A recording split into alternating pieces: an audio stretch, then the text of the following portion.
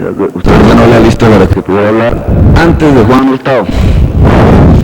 Para ordenar ideológicamente. Al principio pensé que estábamos en el franquismo.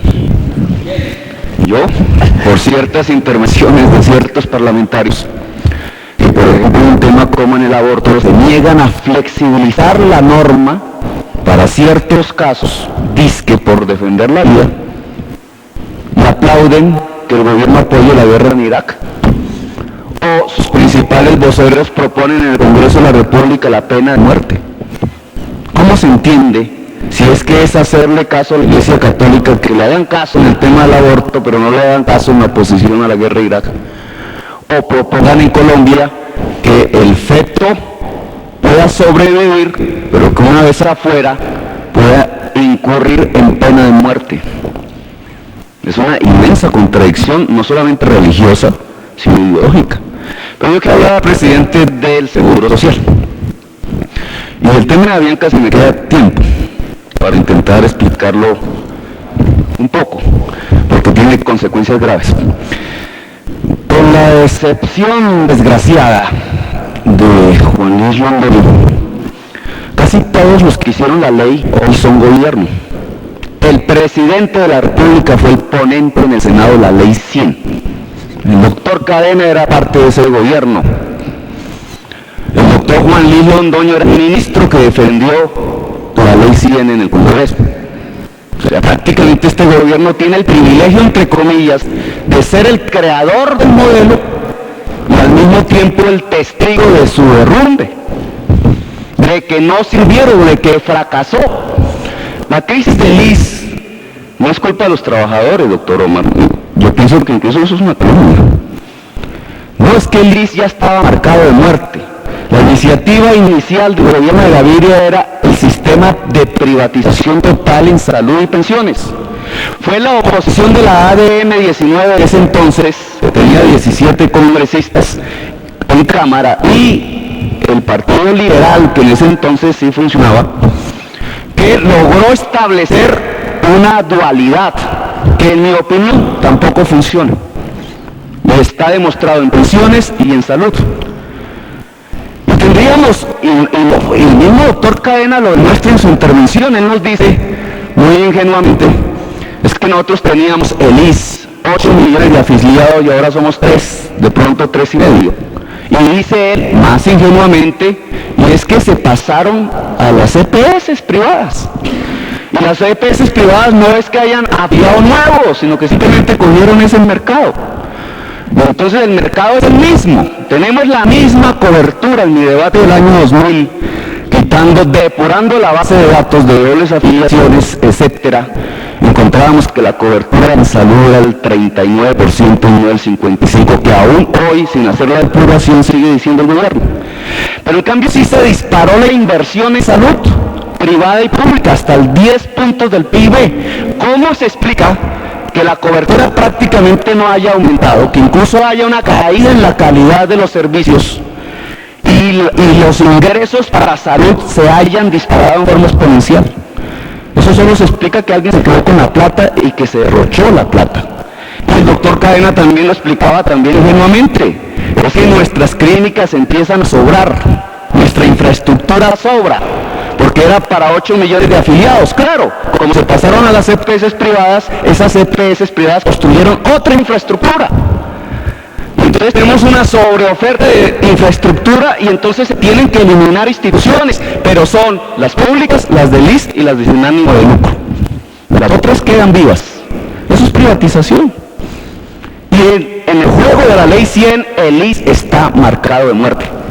Nosotros sí propondríamos una reforma, pero no en el sentido del actual gobierno. En mi opinión, todos los colombianos deberíamos cotizar en el sistema de pensiones y en el sistema de salud al Instituto de Seguros Sociales. Los más pudientes que coticen, además, a otros fondos, si quieren otros servicios más ricos. Pero todos los colombianos, y en esto iríamos en contra del modelo de Uribe, Gaviria, que es que generó los guetos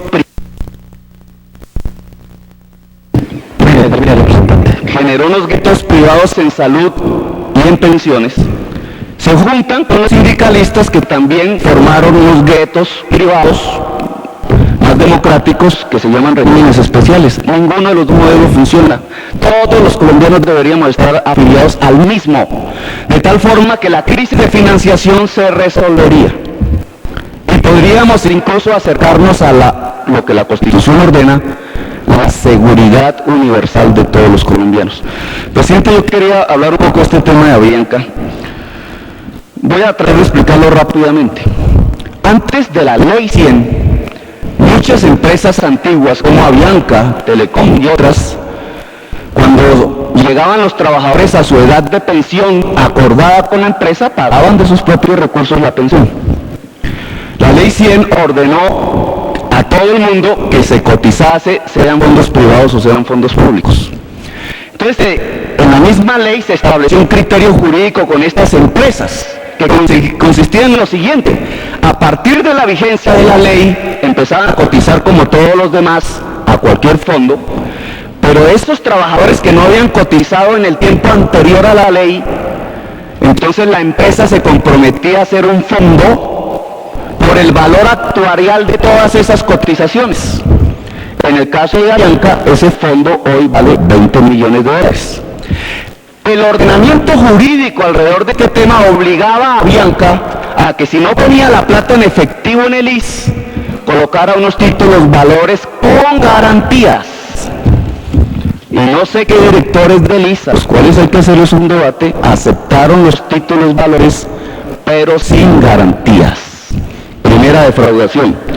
Cuando viene la Corte de Nueva York, donde se colocó el paso de bancarrota de Avianca, sucedió lo que ya contaron mis compañeros. Llegaron los 7 más grandes acreedores, fue la DIAN a través del IS a pedir su parte, y allá la Corte dijo no, los 7 primeros, pero no el Estado colombiano, ni el IS ni la DIAN.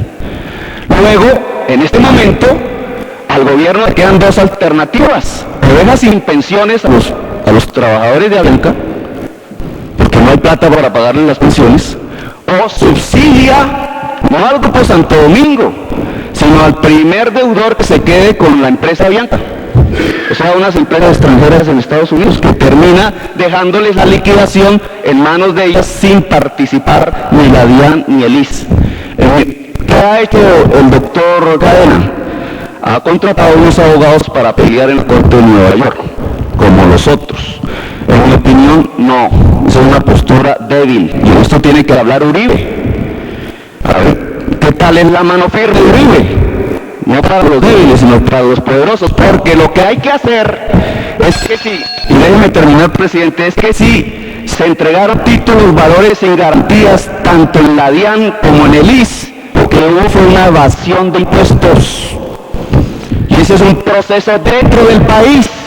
Y Avianca no es una empresa, sino es un grupo empresarial que tiene activos dentro de Colombia, y por tanto es exigible esa deuda que roza con el Código Penal.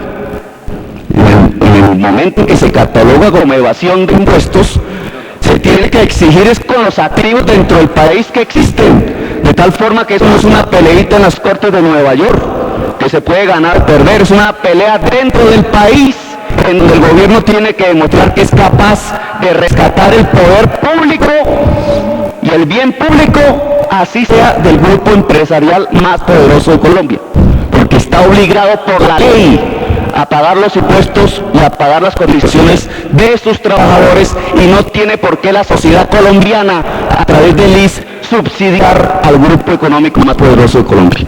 Mucho gusto, señor representante. Señor representante Flores.